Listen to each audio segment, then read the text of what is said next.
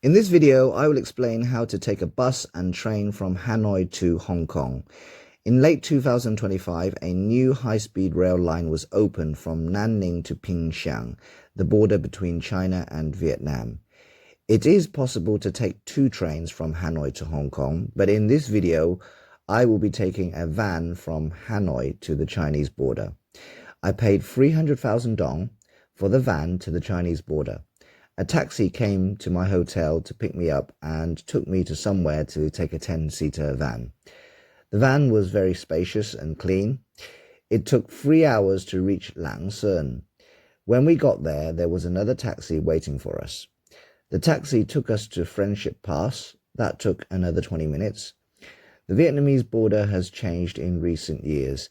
Now they drop off passengers at a terminal building a few hundred meters from the actual border. You need to pay another 12,000 dong to use the buggy which takes you to the border. Once you leave Vietnam, you walk up a hill to reach Chinese immigration. After passport control, there were no buses to the town of Pingxiang during noon. I had to take a taxi to Pingxiang East Station.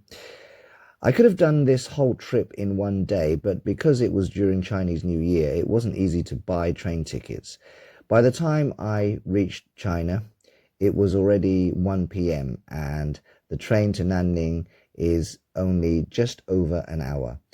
If only I could buy a ticket for the same day, I would have made it to Hong Kong on the same day. So I spent one night in Nanning and then I took another train the next day. The total travel time is roughly 9 hours, excluding the waiting time.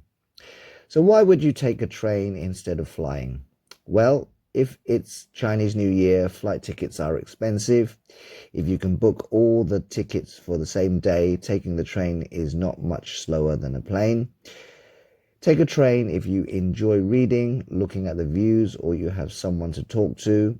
If you're traveling with little children, they travel for free. Otherwise, you should take a plane instead. There is an overnight train from Hanoi to Nanning and vice versa. If you don't mind being woken up in the middle of the night at the border, this is another option. In Nanning, there are many high-speed trains to Shenzhen. If you really want to travel from Hanoi to Hong Kong or vice versa, make sure you book tickets in advance so that you can complete it in one day.